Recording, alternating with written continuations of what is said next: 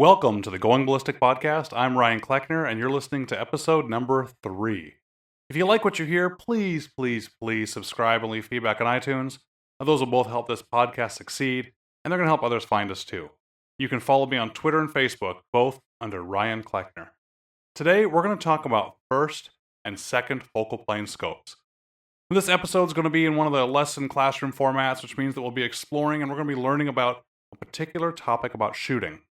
In future episodes, we're going to include different formats like product reviews and discussions of industry news and current events concerning the shooting sports.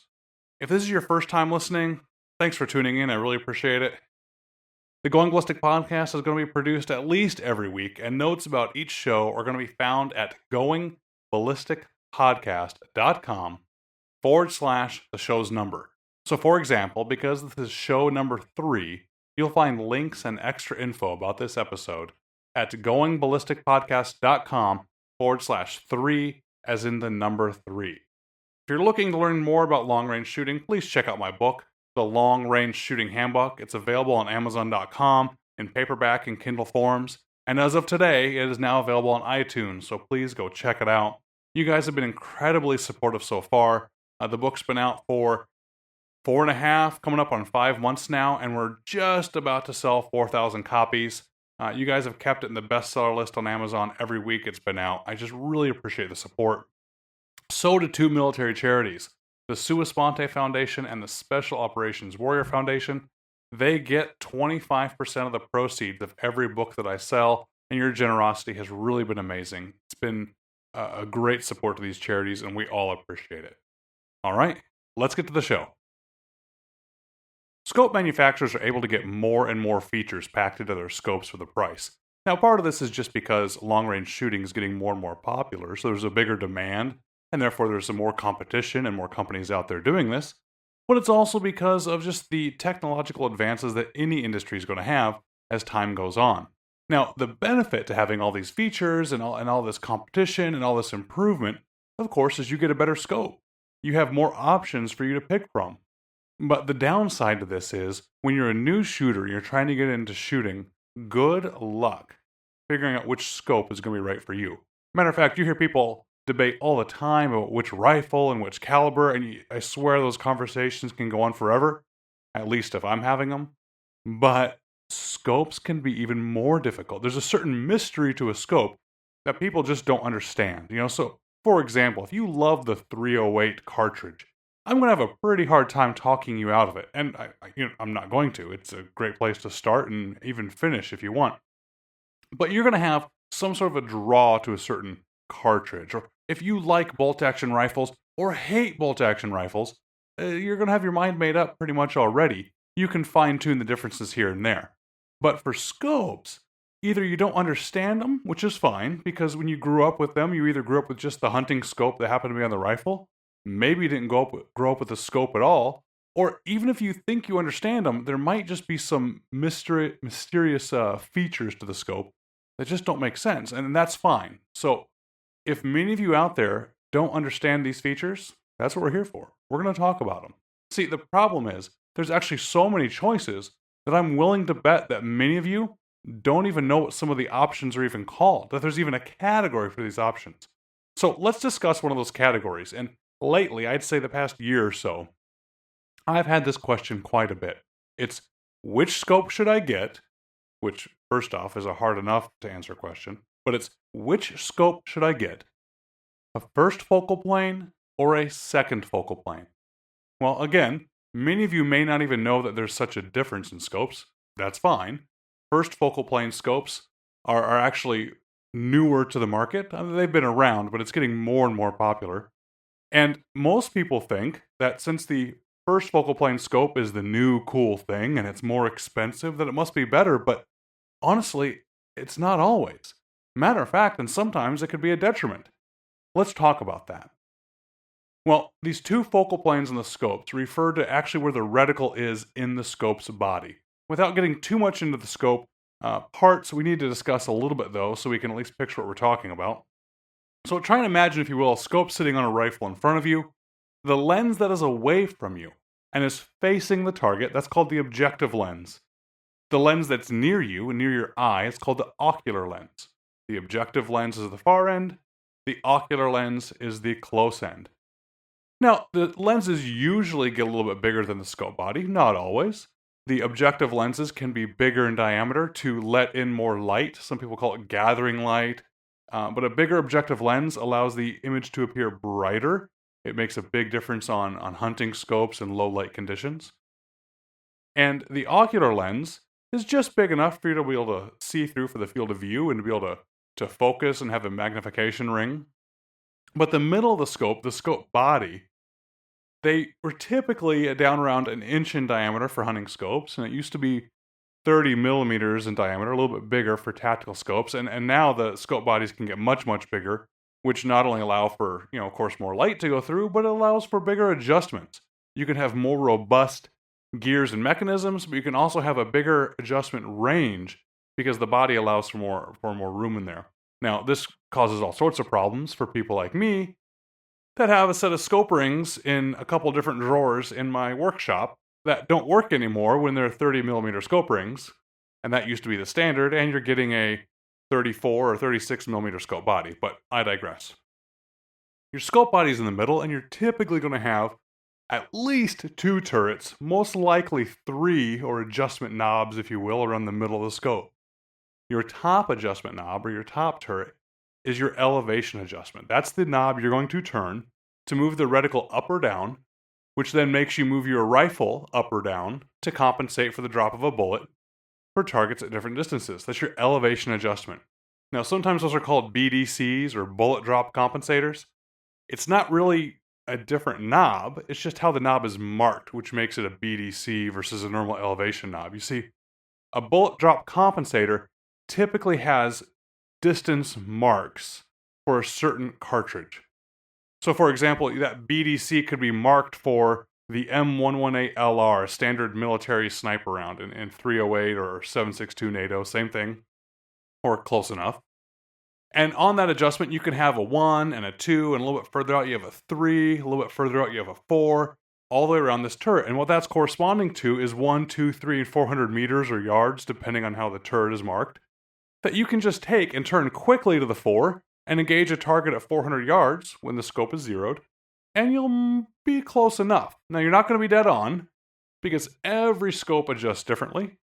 Every bullet brand out of a cartridge, out of a certain barrel, is all going to perform differently. You could buy 5 identical rifles. Identical. Same make, model, same. You can have them all made at the exact same time in the manufacturing plant.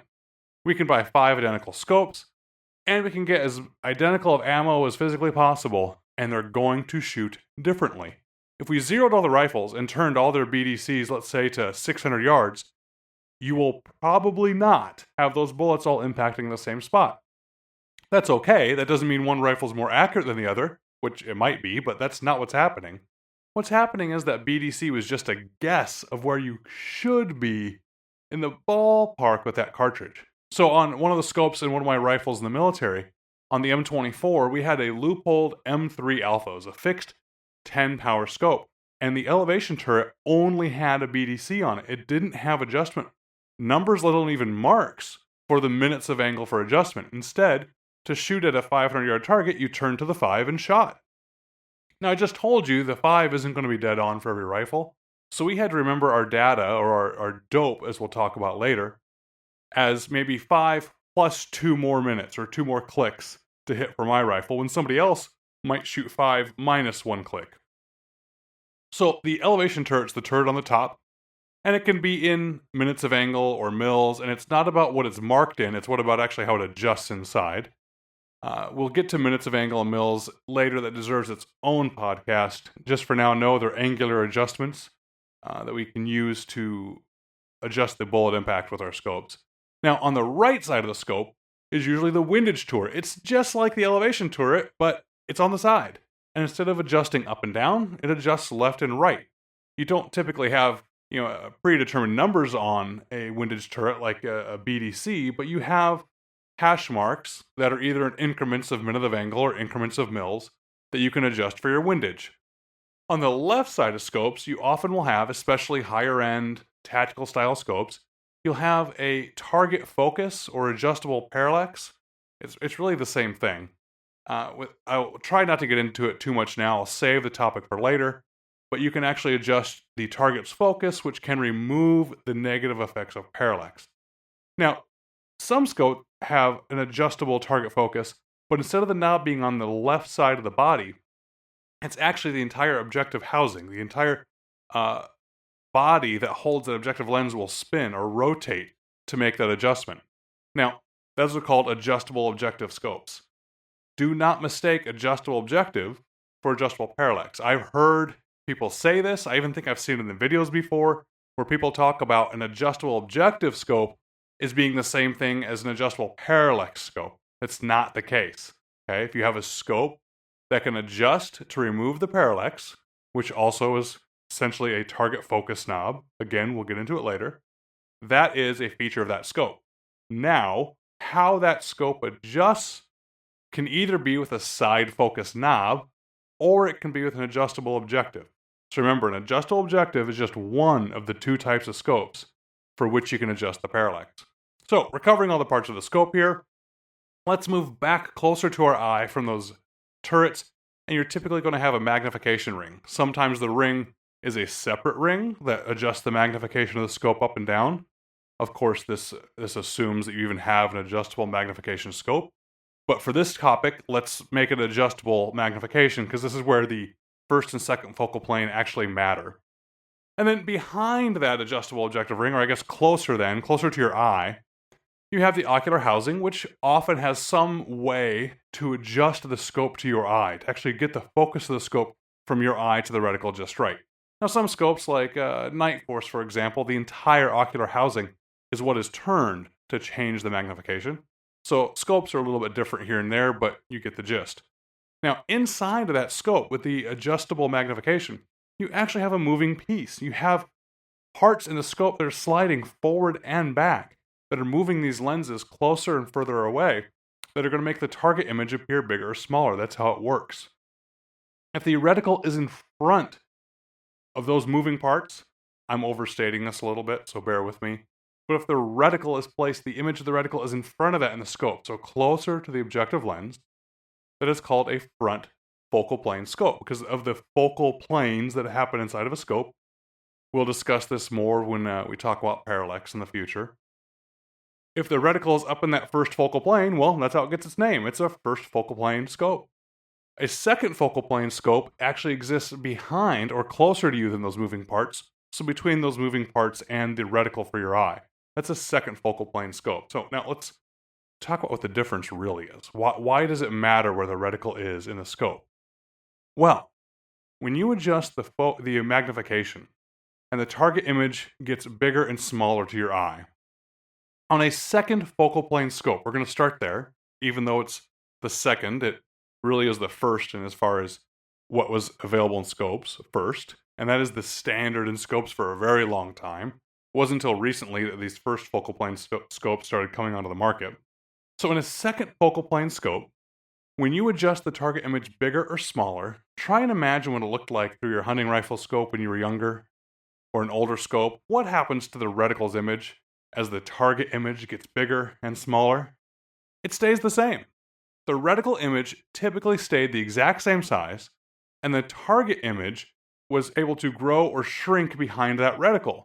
Well, the con of that was, when you would turn the power down, sometimes the target or the target's image would get so small, it'd be hard to see behind those reticle lines, because those reticles were still nice and thick. But when you zoomed up, it was just fine. Well, this didn't really matter a whole lot, because reticles could get fairly thin depending on the material they're made out of or how the technique they used. So it wasn't really a concern of the reticle getting too small, and who cared if it didn't get the same size of the image, because reticles used to just be crosshairs. They used to be two hairs that were crossing right in the middle. You could get fancy things like a duplex reticle, which started out thicker at the end, and then it came to a point and got thin in the center. You know, those types of reticles were great for hunting because the thick parts of the reticle were easy to pick up quickly in your eye, and then when you had the time to focus on the fine part of the reticle, you could find it. But other than the fact that the reticles maybe had different shapes or different features to them, it didn't matter what size the reticle was, Because on a lot of these hunting scopes, the reticle was nothing but an aiming point. Well, fast forward a little bit, we start getting things like mil-dot reticles. We start getting things like hash marks and little elevation holds built into the scope. We start getting these features in the scope that start to be very helpful for measuring the size of a target when you're trying to figure out its distance. We'll cover that in a future podcast, how to mill a target. You start having adjustments for holding for windage. So you have a ring or little hash marks that allow you to lead a moving target at a certain speed for certain distances. And some scopes even came with little, essentially BDCs on the reticle. So instead of turning the elevation turret to the 3 for 300 yards, some of these scopes were coming with a little tiny hash mark that stood for a 300-yard aiming point. These were all starting to become very handy to use. This was also due to the technology of the scopes that allowed us to start, either laser etching this reticle into glass versus literally having two crossed hairs or wires in the scope. With these new images, though, the problem became they only worked. They were only a certain size relative to the target's image. So, for example, if I had a mil-dot scope, which had dots along the two sides of the reticle, the vertical and the horizontal parts of the reticle, they were 1 mil radian apart. We'll cover that in the future, I promise. Let's just know it's a unit of measurement. Well, it's 1 mil apart, 1 mil radian, mil short for mil radian, apart on a certain target. Well, what happens when I turn that magnification adjustment and the target gets really, really small? That 1 mil, if it stayed the same size, would now be huge because the target would be so tiny behind it. Well, the problem is it's not a mil anymore. It's only going to be a mil at a certain magnification setting, and for most scopes, that was the highest setting. So, for example, on what I consider a standard workhorse, a great scope to start with especially, and a scope I still use, so you can finish with this one as well, a Leupold Mark IV 3.5 to 10 scope. It's a great scope. Now, mine has mil dots in it and has adjustable magnification, but mine happens to be a second focal plane scope. So when I want to measure something in mils, to use that mil dot reticle, whether it's to measure the size of an object so I can estimate its distance, whether it's to use the dots as windage holds for moving targets, or even just as windage holds, I don't know, for the wind. If I'm doing calculations and I'm trying to hold precisely a half mil in a certain direction, I need to have my scope at 10 power, because at any other power setting for the magnification, it's not a half mil. There have been plenty of shooters who have made easy misses because they forgot what magnification setting they were on. They just looked at the reticle, assumed it was representing a half of a mil, but it wasn't anymore because the image was smaller. So for the second focal plane scope, to recap, the reticle is closer to your eye, which doesn't matter for these purposes, just food for thought where it's at. But the point that matters is the reticle stays the same size while the image gets bigger and smaller behind it.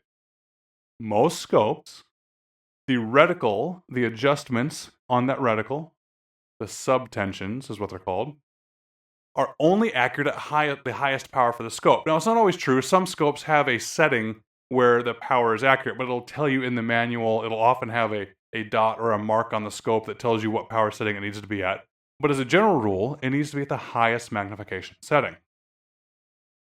So, what's the problem with this? We just talked about it. You change the power setting, you now no longer can use this reticle. Well, it wasn't that big of a deal when it was just mil-dot reticles.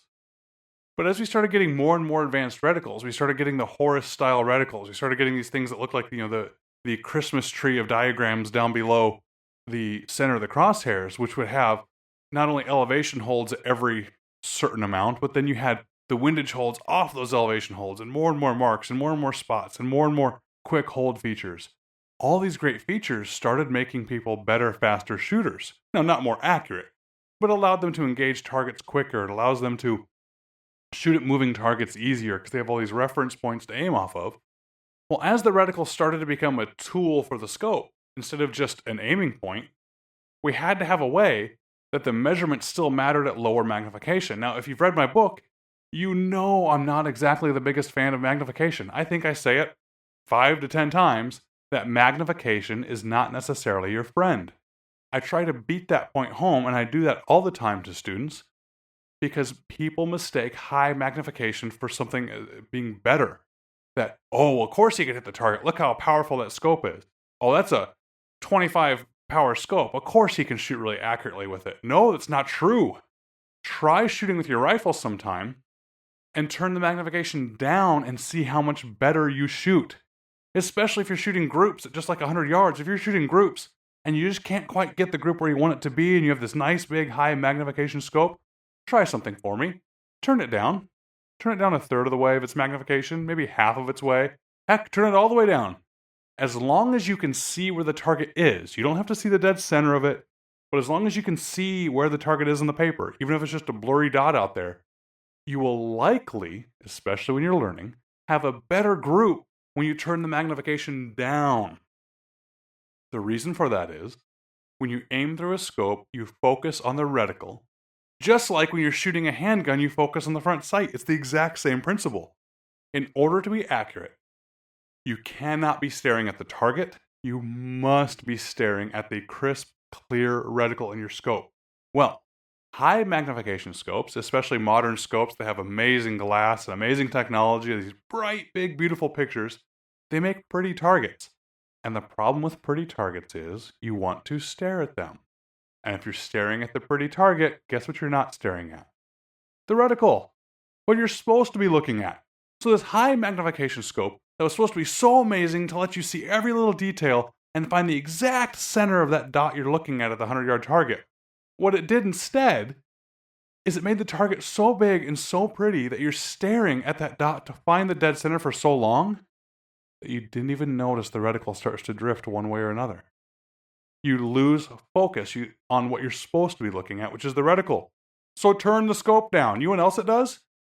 It magnifies your errors. That's what a scope does.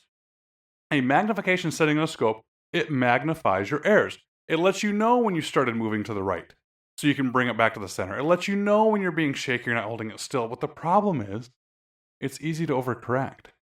If I'm in an unstable platform, so I'm not completely prone, completely flat on the ground, that's one of the surefire times I'm going to turn the reticle down.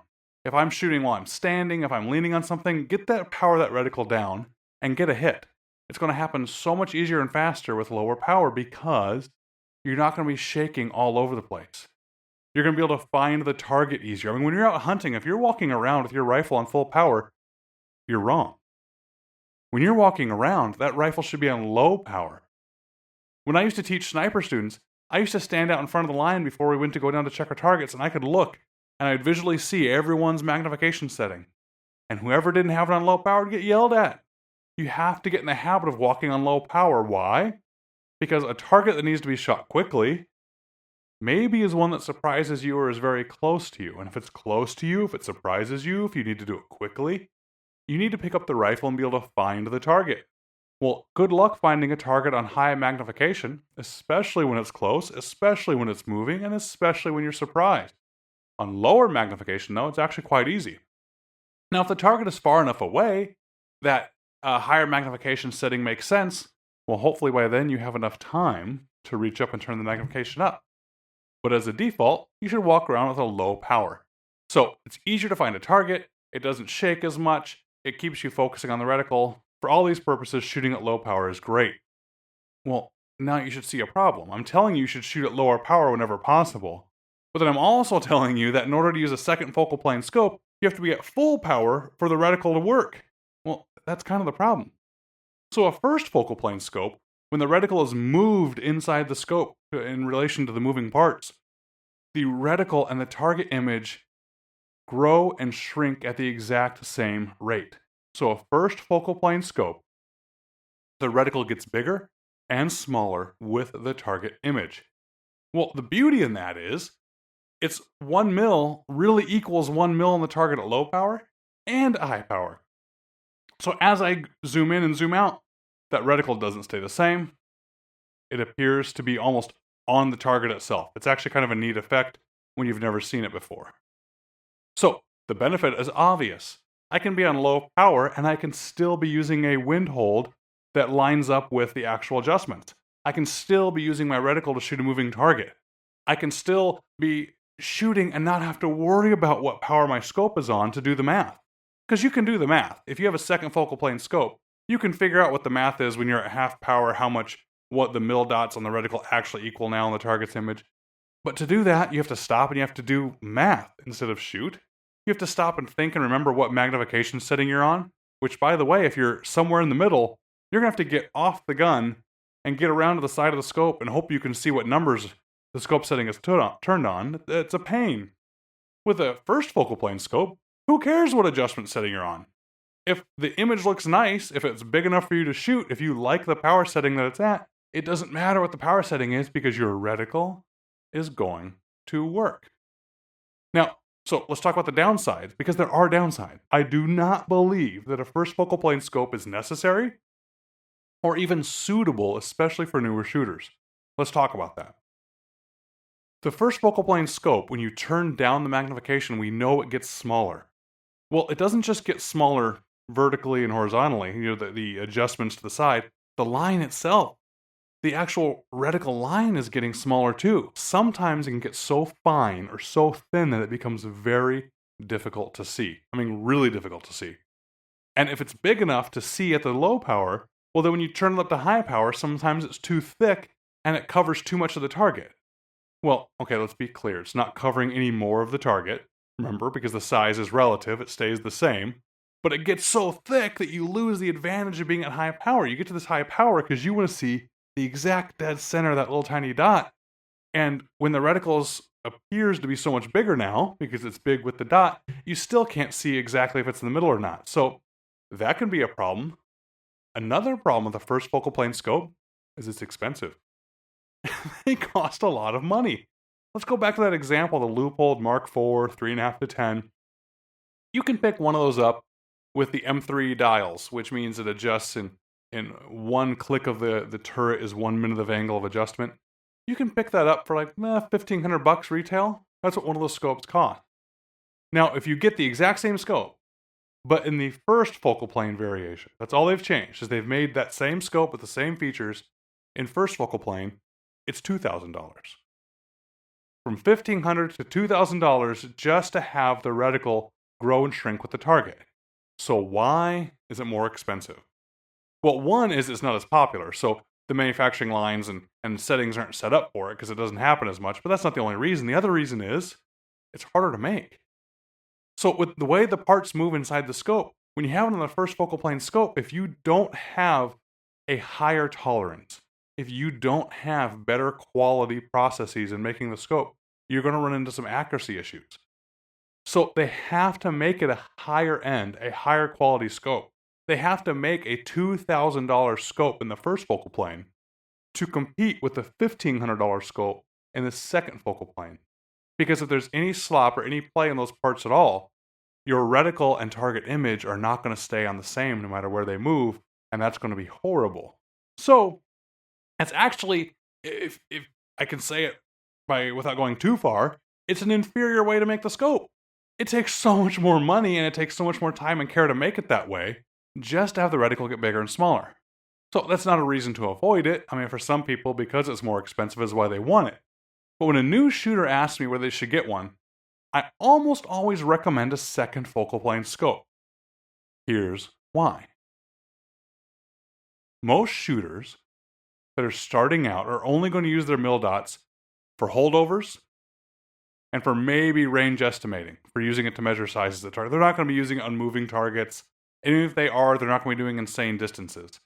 But most of these newer shooters, too, I'm recommending scopes like the Leupold Mark IV and 3.5 to 10, or some of the lower power scopes.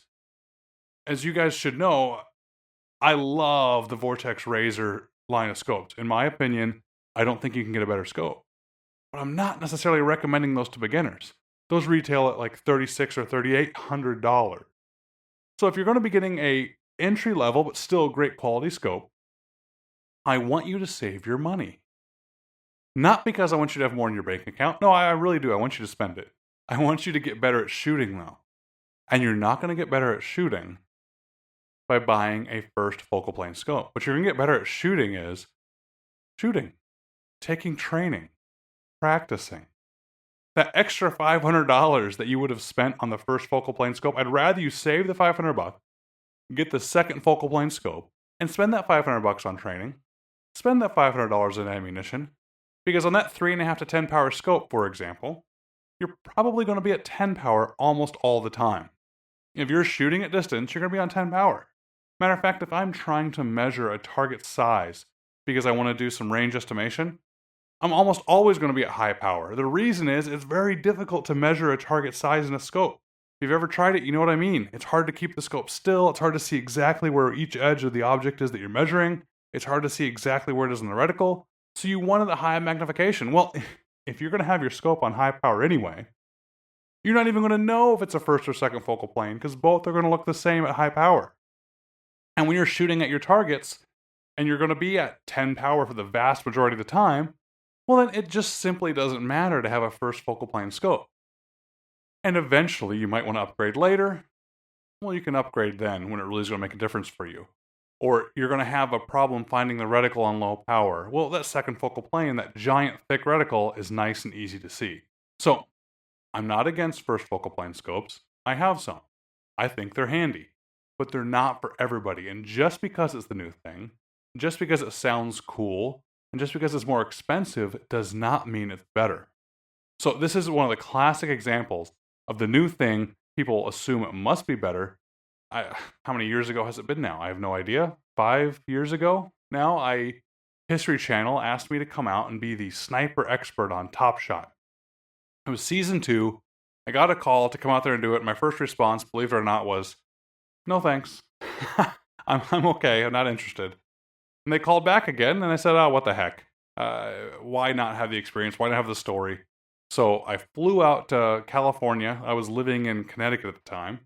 I flew out there for a few days to film the long shot episode, I think is what they called it. It was with the Barrett 50 cal.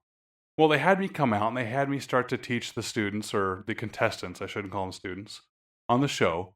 And one of the guys had a lot of experience with that particular rifle. And so to get in the head of all the other contestants, he wanted to come out with some terminology and some questions that really made them nervous. And one of the first things out of his mouth when I went to talk about the rifle and what the system can be capable of was, hey, is that scope first or second focal plane?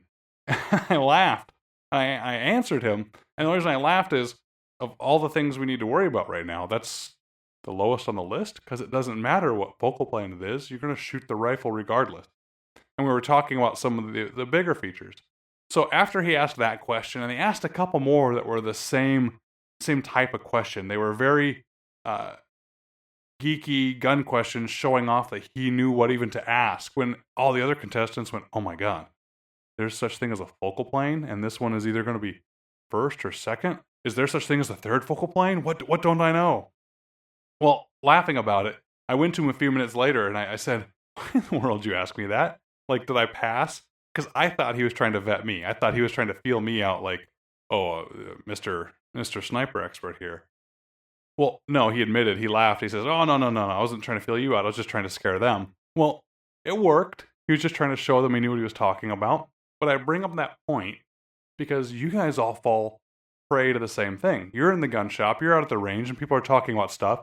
And somebody wants to seem cool, so they talk about the cool new feature. They run off and talk about, oh, first focal plane's the best, and yada, yada, yada. You might not even know the difference. You go home, you look it up, and you think, oh my God, I need one too. And then you worry about where you're going to buy this new scope, what you're going to do, and you obsess so much about whether it's first or second focal plane, or some other difference that may not matter to your shooting, because if you've read my book, you know that you are the worst part of your system, most likely. The reason you miss is most likely you, not your scope. You're going to spend more time worrying about whether your scope is on that first or that second focal plane, when until now you may not even know what the difference was, and you're going to waste your money, and you're not going to spend time shooting.